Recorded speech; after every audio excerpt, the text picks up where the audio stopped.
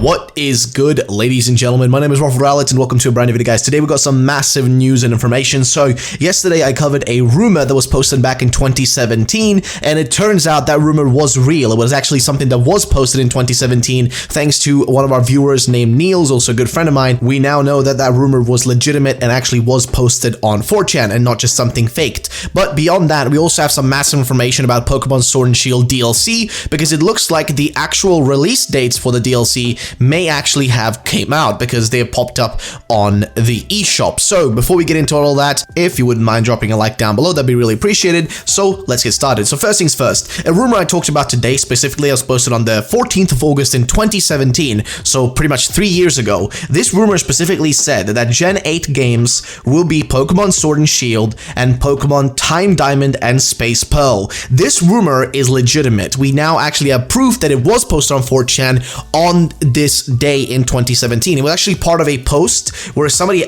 made an initial post saying, what do you think the actual next pair of Pokemon games Generation 8 will be called? And give actual suggestions. And down here in the middle of nowhere, this one guy just simply says, Gen 8 games will be Pokemon Sword and Shield and Pokemon Time Diamond and Space Pearl. Very specific, okay? Really specific. I talked about this yesterday in a video as well, and it's honestly one of the most surprising things I've ever seen. I was so shocked that this actually is a real post. Now, is this maybe just a lucky guess? Sure, but since we have so many indications that Diamond and Pearl remakes are meant to come next year, or soon at least, there's so many things that are indicating that that would be the path they would go if we logically look at what would be the next game they would be working on, and the fact that we literally got Sword and Shield games that actually exist now, that genuinely exist, and this guy straight up predicted this, 3 years ago, literally 2 years before it even happened. That's crazy. That's genuinely crazy. So that's why I think this rumor needs to be kept in mind, because this could be indication of what the actual names will be for Pokemon,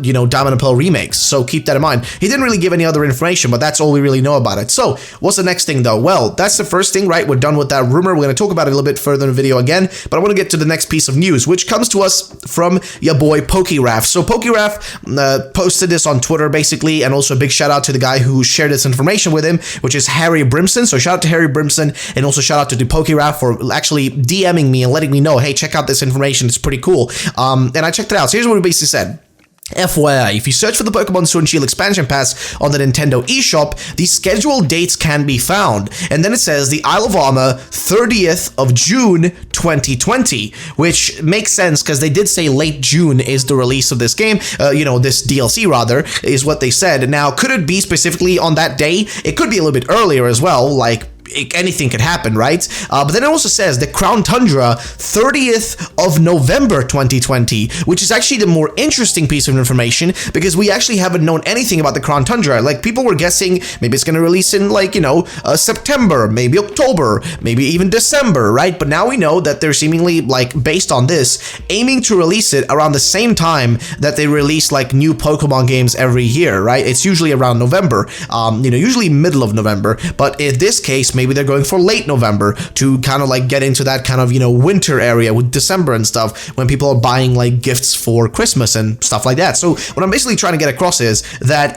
based on this, it looks like we now have a general idea of when these will be coming out. And again, this was apparently posted specifically on the eShop. Or not really posted, but rather if you go onto the eShop, it's actually there. So generally speaking, I just find it good that we actually now have a general idea when it's releasing. It's honestly been really frustrating recently with specifically Game Freak and the Pokemon Company and Nintendo. When it comes to Pokemon, they just don't give us any actual dates. We didn't have an actual date for Pokemon Home. We didn't have proper dates for the DLC. It just feels like a lot of this stuff is just kind of you don't really know when it's going to come out. They just give you a general time frame, oh, it's going to be in the summer, for maybe the first DLC or whatever. But then they never really give you exact dates, which is kind of annoying, because it'd be nice to know when these things are coming out so we can prepare ourselves. Or hey, if it's coming out on this day, I'm gonna make sure on this day that I'm not busy with other stuff and I'm gonna play Pokemon. My point is basically, it'd be really nice if we actually had a little bit more info to go on, but that's not really important. So that was the information about the DLC dates. Next up though is another rumor coming from 4chan, and here's basically what he says. All right, here it is.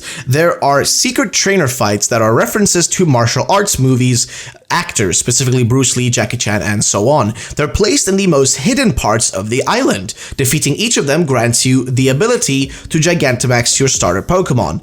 You'll be able to enter one of the 2 towers with only your Kubfu. Your bag will also stay behind. You'll be able to pick up items and catch Pokemon while climbing the tower though, like a roguelike, which does sound pretty cool, to be honest. Like, that sounds pretty interesting. I'm really confused as to why Kubfu is the only thing we can use. Doesn't that, like, reduce any sort of lack of creativity and fun you can have within the tower, and, like, defeats the purpose of a roguelike? Because roguelikes are meant to give you kind of, like, different ways to approach this, like, you know, a kind of procedurally generated kind of map. Then he continues on saying, Mustard is the main story final boss. He uses in his team the Urshifu form of the lower tower opposite of you, so fair enough. To the ones you choose, the 2 new rivals will be your allies in climbing the towers. You can either let them be controlled by AI or give your Joy-Con to a friend to control it, like in the Let's Go Pikachu Eevee games. That actually would be really cool if that's a feature. Like, if this is genuinely a feature, that would be sick. After beating the first tower and defeating Mustard, you'll get to climb the second one, which sounds awesome. I want to make sure that that's actually there. I mean, if we're playing for a DLC and they're literally going to lock off parts of it, so you have to have the other game to do it, like, that would be honestly frustrating.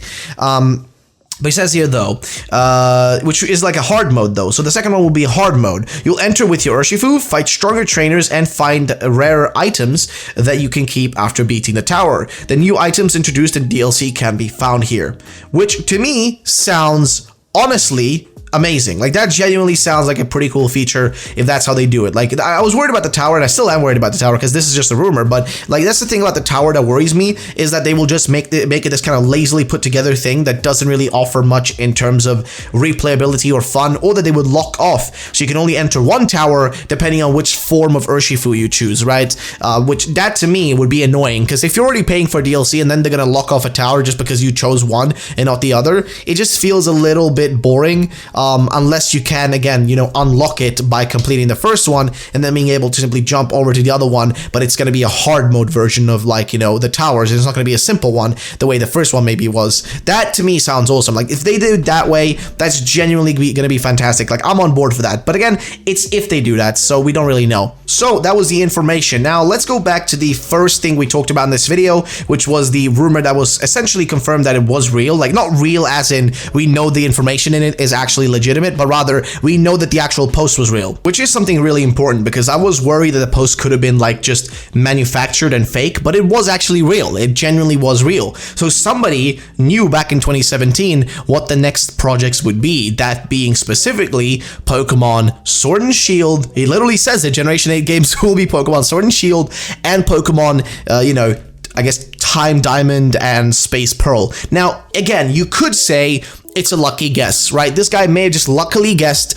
the names of the next generation games and maybe just randomly came up with the idea of Diamond and Pearl remakes as well. But again, the likeliness of this being the case seems really unlikely. I mean, we're overdue for a Pokemon Diamond and Pearl remake. I think next year, Diamond and Pearl are actually celebrating their 15th anniversary. It's gonna be 15 years since Diamond and Pearl came out. So it's the perfect time to release a Diamond and Pearl remake. It's literally the perfect timing, right?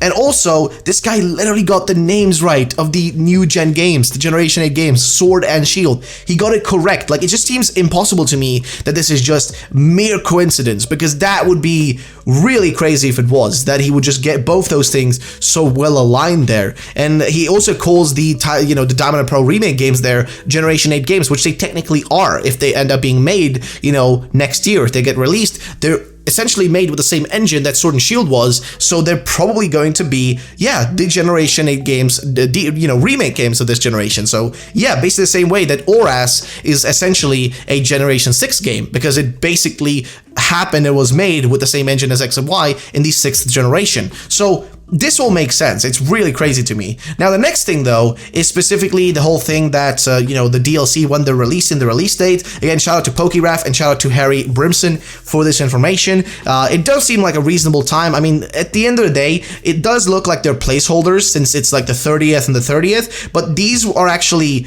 changed. They used to have other placeholder, you know, dates and whatnot, but now they seem to have proper actual dates. And I don't know, maybe these are wrong, maybe these are still just placeholders, but again, who knows? knows? And then the final thing, which is that rumor we read earlier, specifically about like, you know, how the DLC will work. I don't know, man. Like, it's just this was just posted in the middle of somebody else's post on 4chan. Like, somebody else posted something else, and then this guy just casually like gave this information, and it's kind of interesting because it does sound pretty reasonable. Like, the information he gives here does seem reasonable for the actual tower. And again, we don't really know much about the tower. I'm really surprised that Game Freak hasn't done another trailer so far in May. I mean, they still can do it, and we're still like barely halfway through this month. They can still do another trailer, but I'm surprised they haven't given us one just yet, you know, to give us more information and hype people up, because I don't know. I mean, there is one thing that's been happening. There's actually been trailers of the, you know, Isle of Armor DLC showing up on YouTube. There's been ads, rather, you know, people have been getting ads of the trailer. So it means that they're really just like somewhat ramping up their promotion, but who knows? Maybe they're just going to rely on the fact that people are at home at the moment and go with that. So I don't know, but that's going to be it for the video though, guys. If you did enjoy, drop a like down below. Thanks for watching. My name is Ralph. I'll see you on the next one. Have a great day, and bye bye, ladies and gentlemen.